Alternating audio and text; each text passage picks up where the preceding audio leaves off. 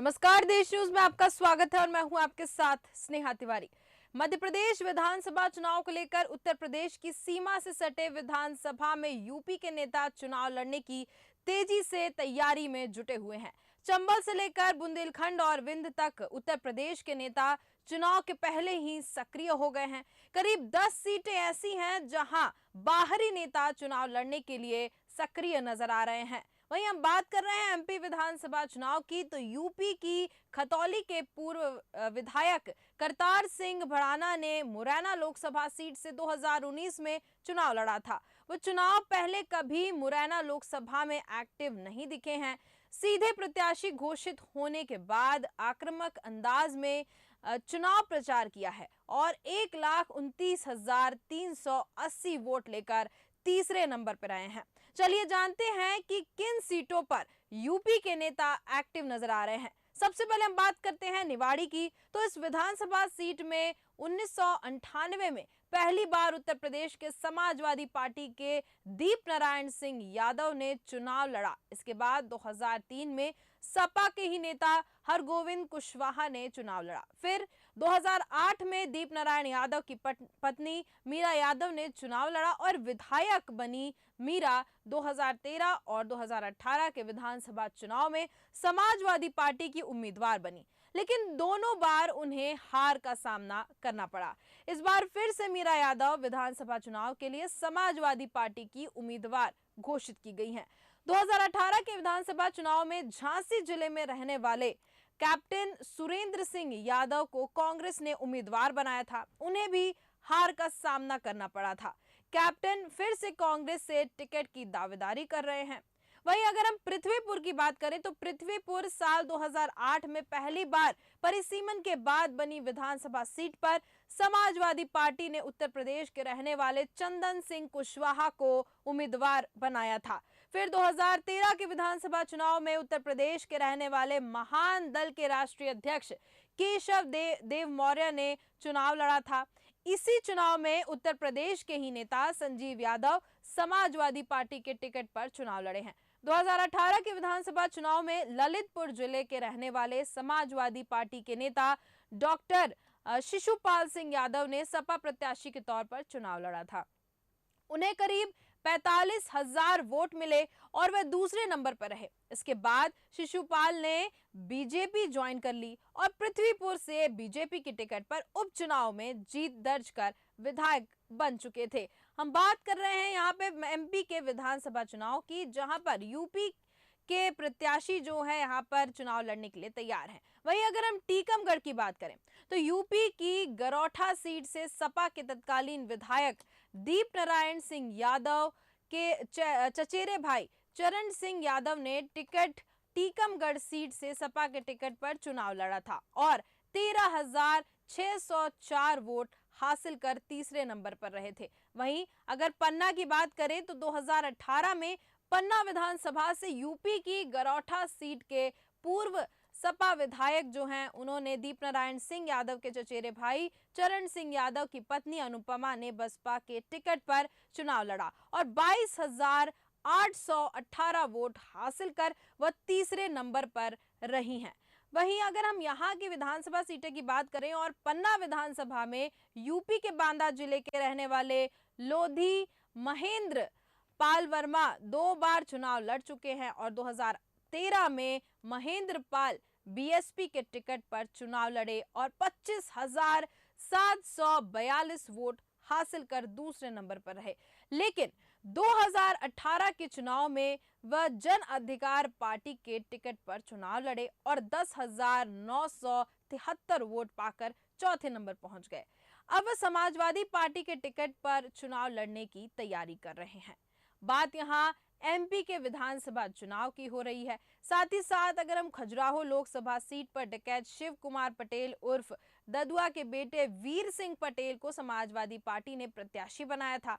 वहीं वीर सिंह पटेल समाजवादी पार्टी के टिकट पर चित्रकूट जिले की करवी विधानसभा क्षेत्र से विधायक भी रह चुके हैं। वहीं अगर हम महाराजपुर की बात करें तो यूपी के रहने वाले रामजी पटेल को आम आदमी पार्टी ने टिकट दिया है। और खुरई की बात करें तो झांसी के पूर्व सांसद सृजन सिंह बुंदेला के बेटे चंद्रभूषण सिंह राजा कांग्रेस के टिकट पर सागर जिले की खुरई सीट पर चुनाव लड़ने की तैयारी कर रहे हैं। वहीं प्रदीप जैन झांसी के पूर्व सांसद और पूर्व केंद्रीय मंत्री सागर से संसद का चुनाव लड़ने की तैयारी कर रहे हैं। और इसी पर तमाम चर्चा के लिए हमारे साथ देश न्यूज के एडिटर सूरज पाठक जी जुड़ चुके हैं। सूरज जी, बहुत बहुत स्वागत है आपका देश न्यूज पर। जी धन्यवाद। सूरज जी, जैसे कि मध्य प्रदेश विधानसभा चुनाव की तैयारी हो रही है, वहीं पे एमपी और यूपी के बॉर्डर की जो विधानसभा सीटें हैं उस पर सपा जो है दावेदारी करती नजर आ रही है और अपने उम्मीदवारों को वहां पर चुनाव लड़ने की तैयारी कर रही है। क्या कहना आपका इस पे? देखिए इसमें मध्य प्रदेश में ही नहीं, हम वैसे आमतौर पर देखें तो पूरे देश में दो दलीय व्यवस्था है, पर मध्य जी। प्रदेश में भारतीय जनता पार्टी और कांग्रेस हम्म। की ही सरकार रही है। जी। कभी किसी तीसरे दल ने हम्म। सत्ता हासिल नहीं की। हाँ, सत्ता में सहभागिता जरूर रही है। हम्म। हमने देखा है पिछले कई दशकों से, जी। पिछले दशक में जैसे हमने देखा है कि समाजवादी पार्टी की हो या बसपा की हो, बहुजन हम्म। समाज पार्टी की हो, हम्म। सदन में उपस्थिति रही है। जी। लेकिन वो उपस्थिति का प्रतिशत हम यदि देखें या सदस्य की संख्या देखें तो कभी दहाई तक नहीं पहुंची है। हम्म। वो इकाई पर ही सिमटी रही है। और जी। इसका मुख्य कारण ये है हम्म। कि उत्तर प्रदेश से लगे हुए जो सीमावर्ती विधानसभा क्षेत्र हैं, जी। अब चूंकि उत्तर प्रदेश में कभी सपा की सरकार भी रही है, कभी हम्म। बसपा की सरकार भी रही है, हम्म। हम्म। वर्तमान में भाजपा की सरकार है। जी। तो वहाँ का जो राजनीतिक सिनेरियो है या पॉलिटिकल सिनेरियो जो वहाँ का है, उसका असर आसपास के क्षेत्र में तो पड़ता ही है। हम्म। बात करें कि ललितपुर से जुड़ा हुआ टीकमगढ़ क्षेत्र है, जी। जतारा है, जी। या फिर निवाड़ी जिला वहां से लगा हुआ है, हम्म। या फिर हम्म। विंध्य की बात करें जी। जी। तो रीवा सतना वाला जो क्षेत्र है, मनगांव वाला जो क्षेत्र है, वो उसके आसपास कहीं ना कहीं उत्तर प्रदेश की राजनीति की झलक देखने की हमें मिल जाती है। बिल्कुल बिल्कुल। हालांकि ये जो ग्वालियर चंबल का जो इलाका है, भिंड वाला है, जी। गोहद वाला जो इलाका है, जी। क्योंकि गोहद से होते हुए ही कोंच जुड़ जाता है वहां उत्तर हाँ। प्रदेश की सीमा पर। जी। तो जी। ये जो क्षेत्र है यहाँ पर, ये इस क्षेत्र में पड़ोसी राज्य की जो राजनीति है, वो जो जी। राजनीतिज्ञ है उनका यहाँ वर्चस्व रहा है, रहता है, और कहीं ना कहीं उनके समीकरण बदलते हैं। यही यही कारण है कि हम देखते हैं कि पिछले चुनाव में सपा के प्रत्याशी भी जीत करके सदन में उपस्थिति रही है 2018 के चुनाव में। जी। बसपा की टिकट पर लड़ी पथरिया विधानसभा सीट से रामबाई वो विधानसभा में उपस्थित रही हैं। हम्म। हालांकि जब उन्होंने एक बयान दिया था कांग्रेस के विपक्ष में, उन्होंने बयान दिया था भारतीय जनता पार्टी को हम्म। लेकर के, जो बयान जारी उन्होंने किया था उसके समर्थन में, तो बसपा सुप्रीमो मायावती ने पार्टी से उनकी सदस्यता समाप्त कर दी थी। जी। जी। लेकिन सदन में तो उपस्थिति उनकी रही है। बिल्कुल। और यहाँ एक बात स्पष्ट हो जाती है कि ये जो सीटें हैं, उत्तर प्रदेश से लगे हुए सीमावर्ती क्षेत्र की जो सीटें हैं, यहाँ पर जी। सपा बसपा का रहा है। बिल्कुल। दिल्ली से भी बसपा की एक सीट, सपा की सीट जीत करके सदन में उपस्थिति रही है पिछले से पिछले चुनाव में। तो हम्म। ये जो सारे समीकरण है, क्योंकि वहां पर जब सपा की सरकार रही तो सपा का वर्चस्व रहा है, तो सपा के नेता जो विधानसभा सीमा से लगी उत्तर प्रदेश की और उसकी सीमा से जो विधानसभा लगी, हम्म। तो वहां पर उन्होंने उनका जनाधार भी उन्होंने बनाया अपना। 2018 के ही चुनाव में यदि हम देखें तो उत्तर प्रदेश की सीमा से लगी हुई सीट पर राजद के एक प्रत्याशी थे। हालांकि कांग्रेस को वहां प्रत्याशी नहीं मिल रहे थे, तो उन्होंने कोशिश भी की थी कि कांग्रेस का फॉर्म उनको मिल जाए, फॉर्म 60 मिल जाए, जी। लेकिन वो चीज जी। नहीं हो पाई थी। हम्म। तो ये जो सारे समीकरण हैं, हम्म। और अब इस बार एक नई चीज जो देखने में आएगी, जी। वो आएगी आम आदमी पार्टी के प्रत्याशियों की भूमिका।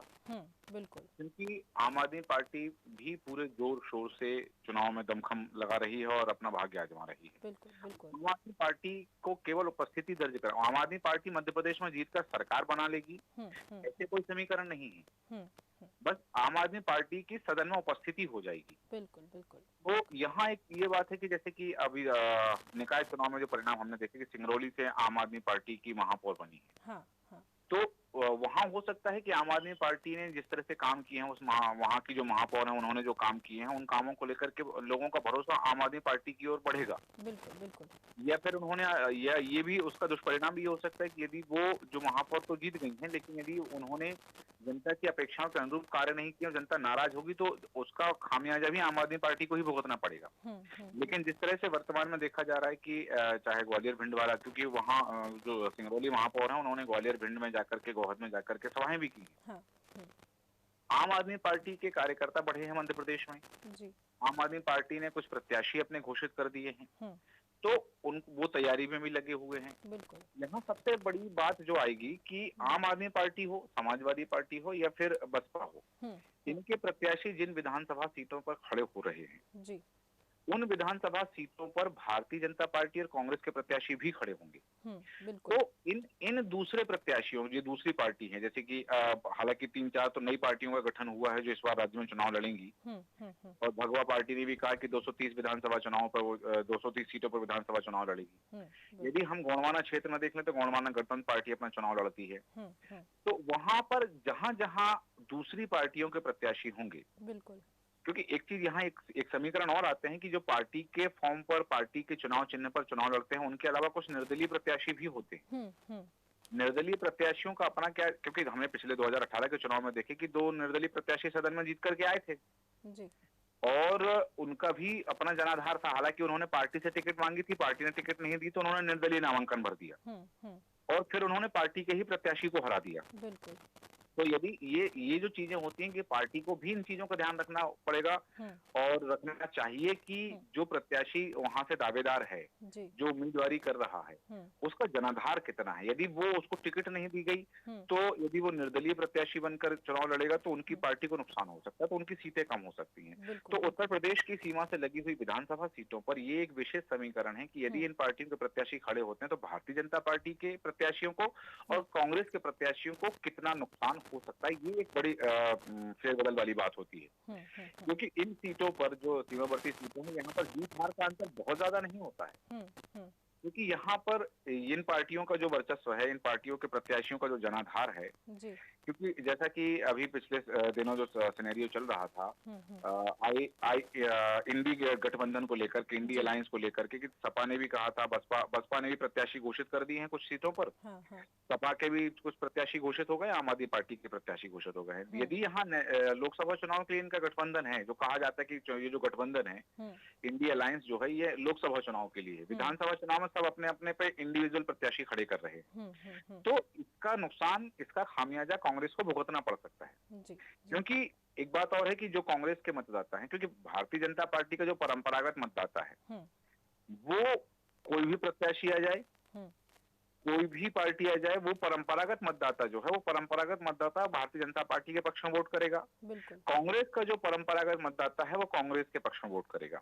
लेकिन यहाँ जो फेरबदल होता है वो आता है नवागत मतदाता, जो पहली बार वोट डालने वाले हैं, युवक, और इसके साथ ही वो लोग जो पार्टी ना देखते हुए चेहरे पर मतदान करने वाले हैं।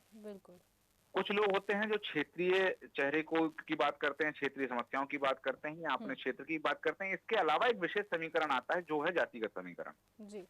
यदि कांग्रेस और भारतीय जनता पार्टी से उनकी जाति का प्रत्याशी खड़ा नहीं हुआ है और सपा या बसपा ने उनकी जाति के प्रत्याशी को टिकट दे दिया है, तो वो वोट फिर वहां बट जाते हैं। तो इसलिए ये जो सीमावर्ती विधानसभा सीटें हैं, इन सीटों पर बहुत ज्यादा मतों का अंतर नहीं होता है जीत और हार का, और उसका यही मुख्य कारण है कि वहां से टिकटों का जो आवंटन है, जो प्रत्याशी की घोषणा है, उसके लिए पार्टी को बहुत मंथन करना पड़ता है, पार्टी को बहुत सोच विचार करना पड़ता है। बिल्कुल।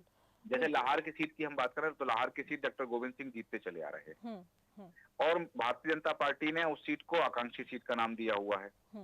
तो अब इस सीट पर यदि सपा बसपा के प्रत्याशी आ जाते हैं और यदि वो ऐसे प्रत्याशी घोषित कर देती है सपा बसपा जिनका जनाधार है, तो उसका खामियाजा भारतीय जनता पार्टी को भी उठाना पड़ सकता है और कांग्रेस को भी उठाना पड़ सकता है। बिल्कुल।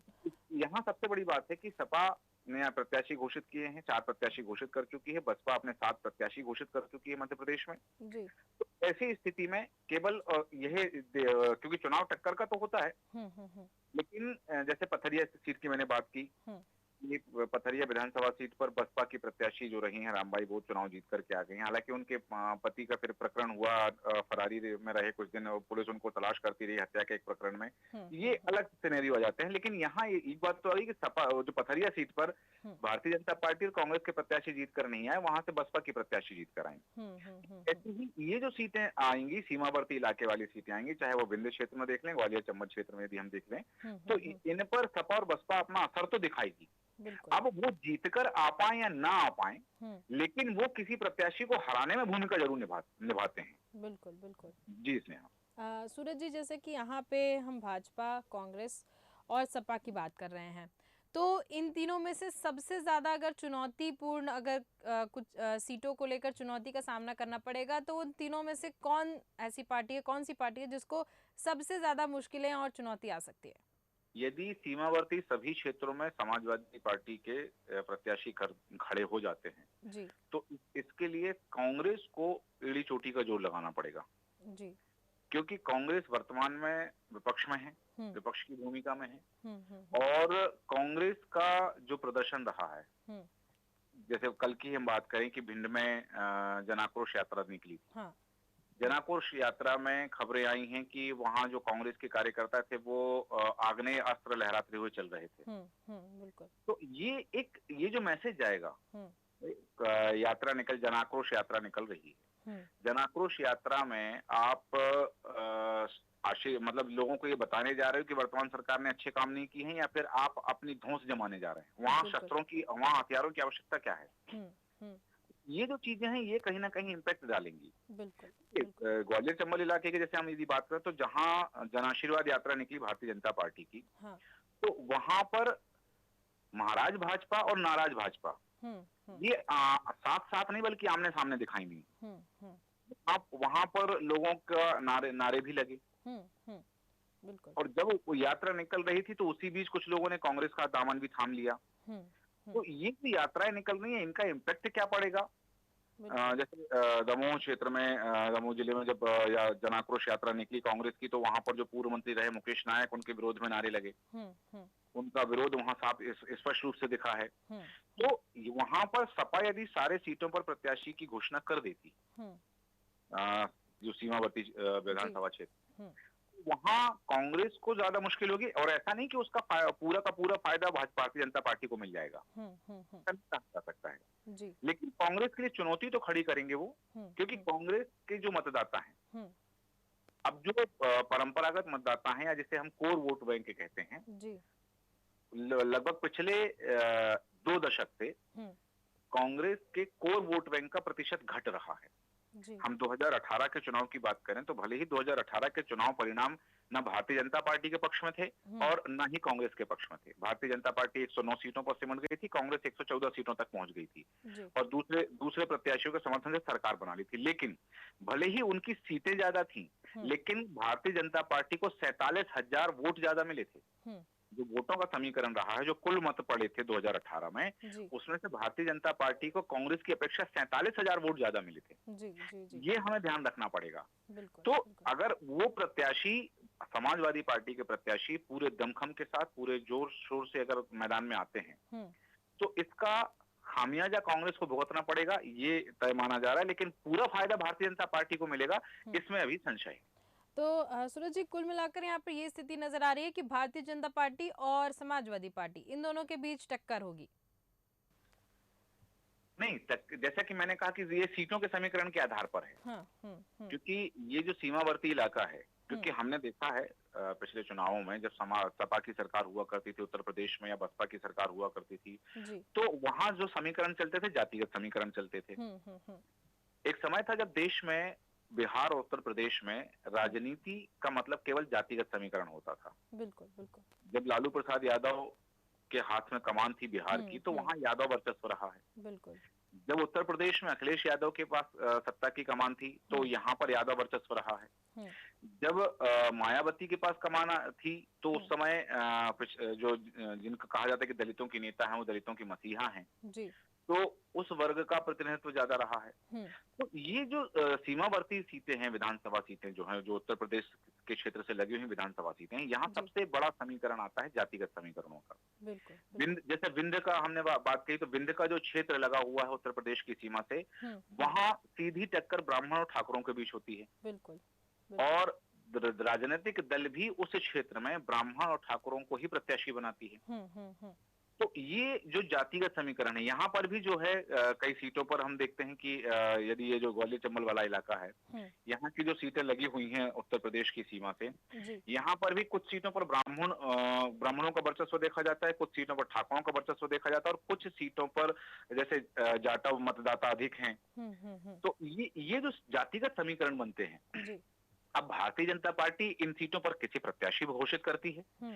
कांग्रेस इन सीटों पर किसे प्रत्याशी घोषित करती है और समाजवादी पार्टी के प्रत्याशी कौन होते हैं। बिल्कुल तो बिल्कुल। ये जातिगत समीकरण जब उभर के सामने आएंगे हम्म। तब यहाँ की तस्वीर साफ हो जाएगी। लेकिन जिस तरह से देखा जा रहा है कि वहाँ जो खाका तैयार किया जाता है, हम्म। पिछले कई चुनावों से ये समीकरण देखते हम आ रहे हैं कि जी वहाँ जो खाका तैयार किया जाता है चुनावी का, वो जातिगत समीकरण के आधार पर होता है। जी जी। उन क्षेत्रों में विकास की बातें तो होती हैं हम्म। कि भारतीय जनता पार्टी आज कहती है, यदि अपने चुनाव प्रचार में उसके दौरान वहां पर ये नारे लगाए जाते हैं कि एक समय था जब ये ग्वालियर चंबल का इलाका दस्यु पीड़ित इलाका कहलाता था, दतिया का जो इलाका है वो दस्यु पीड़ित इलाका कहलाता था। बिल्कुल। लेकिन भारतीय जनता पार्टी इसका श्रेय लेती है। शिवराज सिंह चौहान जो है मुख्यमंत्री, वो अपनी सभाओं में कहते हैं कि जब मैं सरकार में हम आए थे तो उस 2003 में जब कांग्रेस की सरकार थी, उसके बाद भारतीय जनता पार्टी की सरकार आई तो हमने प्रदेश को दस्यु मुक्त प्रदेश बनाया। जी जी। ये और ये ऐसा नहीं है कि कांग्रेस ने प्रयास नहीं किए होंगे अपने कार्यकाल में। जो उसके 2003 से पहले 10 साल का कार्यकाल रहा दिग्विजय सिंह का, उन्होंने भी अपने कार्यकाल में प्रयास किए। लेकिन आज श्रेय कौन लेता है? भारतीय जनता पार्टी श्रेय लेती है। बिल्कुल। और ये जो प्रक्रिया रही है वहां दस्युओं के पनपने की या दस्युओं को पनाह देने की, तो ये जो चीजें होती है, हम किसी भी प्रदेश की बात करें, मध्य प्रदेश की बात करें, उत्तर प्रदेश की बात करें, चाहे बिहार की बात करें, ये बिना राजनीतिक संरक्षण के इनके हौसले बुलंद नहीं होते। बिल्कुल बिल्कुल। तो इनको कहीं वरदहस्त रहा होगा, फिर सत्ता परिवर्तन हुआ, सत्ता का हस्तांतरण हुआ, तो उसके बाद में फिर वो सारे समीकरण बने। और ये जो जिन क्षेत्रों की आप बात कर रही हैं जी, उन क्षेत्रों में ही ये चीजें देखी गई हैं, दस्यु पीड़ित देखे गए हैं, दस्यु को पनपने का, चाहे वो विंध्य प्रदेश की बात करें, ग्वालियर चंबल की बात करें। तो ये जैसे कि आपने कहा चुनावी समीकरण जो बनेंगे, चुनावी समीकरण उस आधार पर बनेंगे कि जातिगत समीकरण क्या होते हैं और कौन सी पार्टी किससे अपना प्रत्याशी घोषित करती है। जी, बहुत बहुत धन्यवाद सूरज जी हमारे साथ जुड़ने के लिए और ये तमाम विस्तृत जानकारी देने के लिए।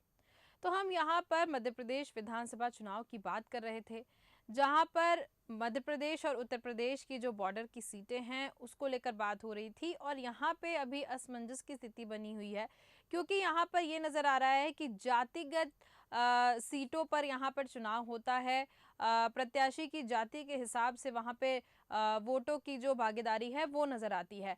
तो अभी आने वाले समय में जो विधानसभा चुनाव हैं उसमें जब प्रत्याशी घोषित कर दिए जाएंगे उसके बाद यहाँ की तस्वीर साफ नजर आएगी, क्योंकि अभी फिलहाल तो कोई तस्वीर नजर नहीं आ रही, क्योंकि प्रत्याशी उस सीट पर घोषित नहीं किए गए हैं। साथ ही साथ कांग्रेस, बीजेपी और सपा, इन तीनों की तैयारी जोरों शोरों से चल रही है मध्य प्रदेश और उत्तर प्रदेश की बॉर्डर की सीटों को लेकर।